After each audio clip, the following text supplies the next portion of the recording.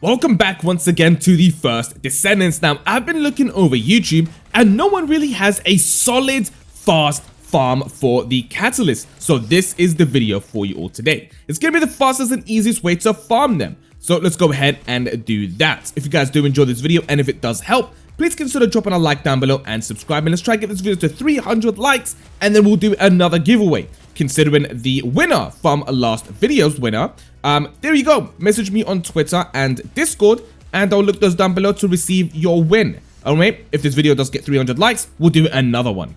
So let's go ahead and begin with the materials needed in order to farm this catalyst. First off is the Murky energy residue. This is very easy, there's many ways of doing it, but I highly recommend doing the unknown laboratory on hard mode.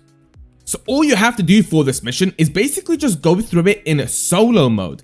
Now, the reason why I say solo is because you can get this done very quickly in private, and once you come over to this part of the mission, you can kill the yellow barred major. He will drop you around 15 on hard and around 9 on normal mode. Now, once you kill him, go ahead and restart the mission. This is why I recommend doing it in private, so you just don't mess anyone else's playtime. Go ahead and do that, and you should be able to farm that material very quickly. For the next material, we have the Biogel. You can farm hundreds of this in about an hour. So what this requires you to do is the mission, the strategic outpost in the Echo Swamp. Now, I highly recommend moving over to private and doing on hard mode. Go ahead and spawn in. Now, there are a few ways of actually farming this outpost. There's 3 ways.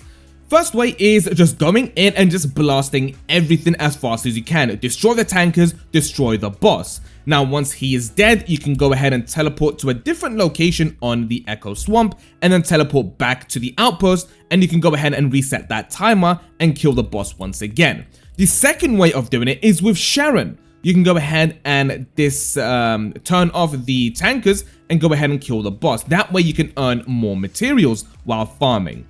That way takes the longest, but it also is very good. Now, the last way of doing it is a little glitch. You can farm the boss infinite amounts.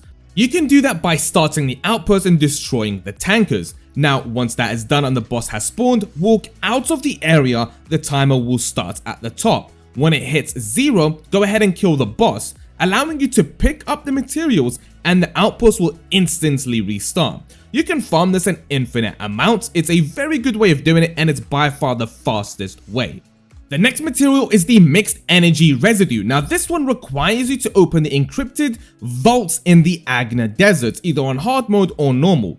You can do this very easily. Now, as we know, Enzo is by far the best character to open up these vaults, but if you don't have him, it's okay, I don't have him, so I'll just go ahead and use my bunny. The best farming spot for this is in the Vermilion Waste. Go ahead and spawn in. Now, there's a few different places these vaults will spawn that you can farm infinite amounts. Go ahead and spawn and use your scan. There'll be 2 spots, one right there behind this wall, and then another one to the left. Let me show you exactly where they'll be. The first one is over here, just behind this massive rock, right there. I'm doing it on normal, but you can do it on a hard mode if you want. Just know that on hard mode, it's a little bit harder. Go ahead and do these. Now, I just got 7 from that easy one right there. What you can go do now is basically reset the area by teleporting to another location. Once you've landed, go ahead and spawn back into the Vermilion Waste. Now, once we're in, go ahead and do another scan.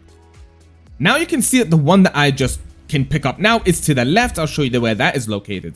Just go over here. There should be a hole in the ground just over here. Now, down there will be another encrypted vault. You can farm those 2 an infinite amount and they can be very easy to collect. Like this right now, this is another code analyzer, which is more or less a level 1 analyzer that you can go ahead and spawn in. Go ahead and pick it up just like that. And now I've gotten another 7. That's 14 in about 30 seconds. That is by far the fastest way in order to farm them. Next up is the Advanced Neural Circuit. This one is another very easy one to get and you can farm a lot of them very quickly. It's in the White Knight Gulch. I highly recommend doing this mission right here in the White Knight Gulch, the Observatory. Go ahead and spawn in and farm this mission right here, the Order's Veil. Now, the reason why I say farm this one is because 3 bosses spawn in a circle. You can farm this in about a minute if you're very quick, and you can just pretty much destroy everything. Obviously, do it in hard mode if you can. It's just as easy as normal mode.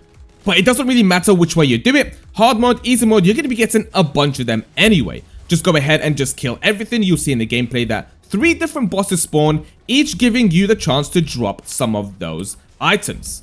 That is the fastest way that I have found it to farm these materials, and it's very easy. You can farm multiple of them, about 20 every minute or so. It's very quick. Lastly, we have the blueprint. This requires RNG, but you can farm an infinite amount of the materials needed in order to get this. Now, I highly recommend doing it 2 different ways. It's your choice. Firstly is the normal boss, the Gravewalker. This boss will give you the 15% chance of dropping the blueprints, and you can farm the amorphous material in the Slumber Valley in Kingston. This mission will take you just a couple of minutes to do, but you have 1 material to kill the boss with, and you have 1 chance of getting it. So you have to farm this a lot of times. Another way is by killing Hard Mode Devourer. He's by far the easiest boss in Hard Mode, and you can farm this amorphous material number 76, 2 of them in 1 mission, and you have 20% chance of getting the blueprints. If you go over to Vespers and make it into Hard Mode, this mission right here called Sepulture is by far the best one. Now, I highly recommend doing this mission either solo or with a friend. The reason being is because you can farm double rewards at the end of the mission. By changing the options and the settings of this mission for the kill score to be over 200%, allowing you to get more points, and at the end, when you kill the boss in about 3 to 4 minutes, the entire way through, you get double rewards. Now, the reason why I'm telling you to do it this way is because you can just farm this mission like 5 or 10 times, giving you so many amorphous materials, and then you can just farm Devourer, killing him in about a minute. So not only you have double rewards, you also have 20% chance of dropping the blueprints, just doing it in about a minute. It's very easy. And then obviously once you have killed the Devourer, you can go ahead and use your material in order to get the 20% chance at getting the blueprints. If you don't get it, it's fine. It's not the end of the world. Just go ahead and load the Devourer back up. Kill him in a minute. If you're quicker, do it even quicker. And there you go. Farm that mission to get an infinite amount of double rewards in about 3 minutes. And go ahead and kill the Devourer in about a minute to get the blueprints. It's very easy, and it's by far the easiest way of doing it and the fastest way at the moment in the game, until something goes ahead and comes out later on that's even faster. But at the moment, this is by far the fastest and easiest way to farm the Crystallization catalyst. Hope this video did help you guys out. Please let me know down in the comments if you've been doing it a different way and if this video did help. I'm trying my hardest to find out ways of helping you guys out.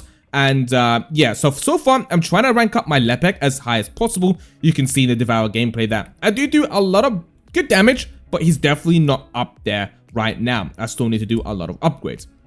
Thank you guys so much for watching. I do have a video coming out with the Thunder Cage coming out very soon that gets the weapon over 600,000 DPS, which is going to help you out a lot doing these farms even better and towards the end game. I hope you all enjoyed, and I'll see you all very soon.